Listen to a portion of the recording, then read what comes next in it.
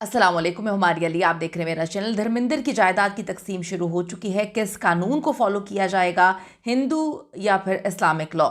अब जी सनी देओल खुलकर सामने आ चुके हैं, खुलकर खेलना भी शुरू हो चुके हैं। 45 साल का एक तवील अरसा, 45 साल के इंतज़ार के बाद जो सनी देओल की माँ और धर्मेंद्र की पहली बीवी है प्रकाश कौर, उनका भी स्टांस इस वक्त क्लियर हो चुका है।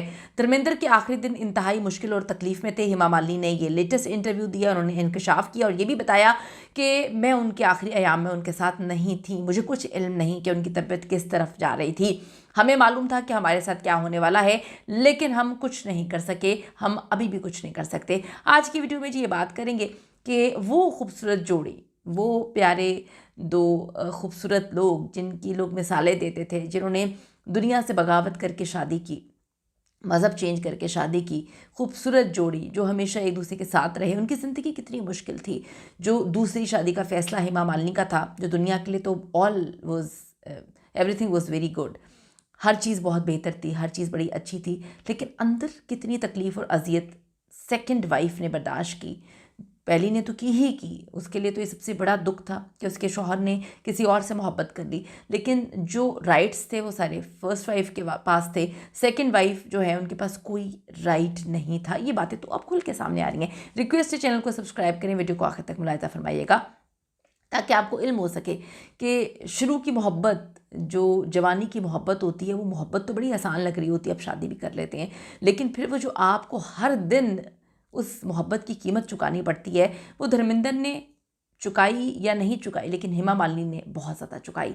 हेमा मालिनी ने बड़ा इंकशाफ किया कि धर्मेंद्र की मौत को 1 हफ़्ता हो चुका है, लेकिन उनकी आखिरी रसूमात इंतहाई उजलत में अदा की गई। लोगों ने देओल ख़ानदान पे अपने शदीद गुस्से का इजहार करते हुए पूछा कि उनके मद्दाहों को उन्हें देखने की इजाज़त क्यों नहीं दी गई। अब हेमा मालिनी ने बता दिया कि ऐसा क्यों किया गया, क्योंकि हेमा मालिनी अब काफ़ी ज़्यादा चीज़ों को कवर अप कर रही हैं। ना करें तो क्या करें, जो दूसरी तरफ बेटे खड़े हुए हैं, जो पहली बीवी के हैं, वो तो इनको खा जाएंगे, इनको पता भी नहीं चलेगा। बॉलीवुड के ही मैन धर्मेंद्र ने 24 नवंबर को दुनिया को अलविदा कहा। उनकी मौत के चंद घंटे बाद उनके ख़ानदान ने अदाकार की आखिरी रसूमात फ़ौरन जल्दबाजी में अदा कर दी। बहुत से लोगों ने इस जल्दबाजी पर बहुत सवाल उठाए और तनकीद भी की कि आखिर ऐसा क्या हो गया था, आखिर इतने मसले मसाइल क्या हो चुके थे। बहुत सारे लोगों ने इस जल्दबाजी पर बहुत तनकीद की।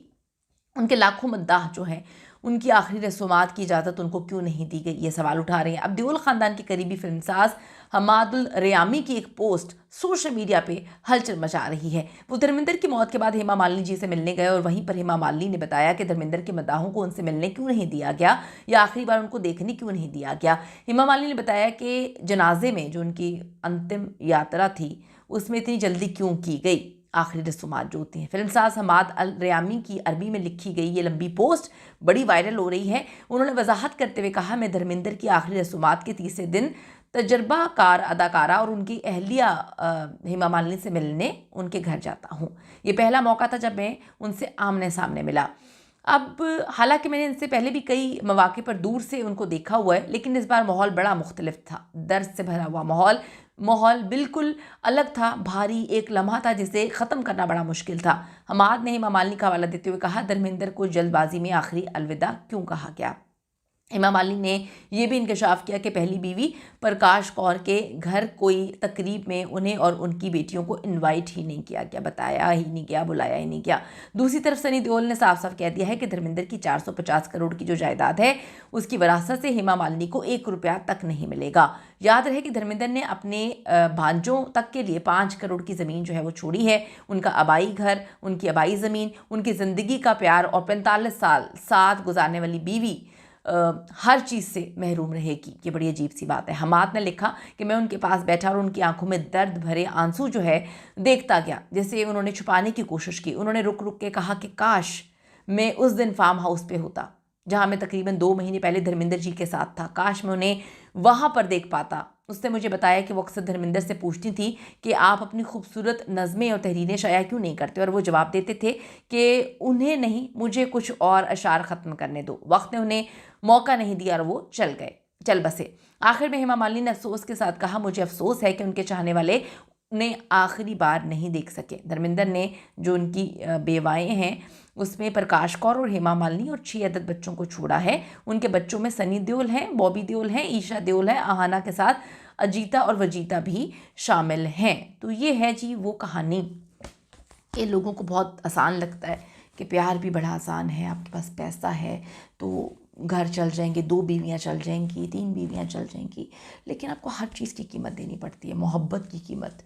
पहली बीवी ने तो मतलब उसके दिल पे तो क्या गुजरी होगी कि उसको पता चला कि जो आपका शौहर काम की गर्ज से इंडस्ट्री में जाता है वो कहता है मैं किसी और से शादी करना चाहता हूँ। उसने भी पत्थर रखा होगा दिल पे। और फिर जो हेमा मालिनी के सेक्रीफाइसेस हैं उस पे तो कहते हैं कि किताबें लिखी जा सकती हैं। जितना बाहर से ऑल ओके लगता था, हेमा मालिनी ने बहुत सेक्रीफाइसेस फेस किए हैं, बहुत दिए हैं, बहुत चीज़ें फेस की हैं। तो अपनी कीमती राय ज़रूर दीजिएगा कि जितना दुनिया देखने में हर चीज़ बड़ी आसान दिखाती है, जब अंदर घुसो तो इतने टूटे हुए दिल होते हैं और इतना कुछ टूटा होता है कि आप बर्दाश्त नहीं कर पाते। कीमती राय दीजिएगा। See you in the next video.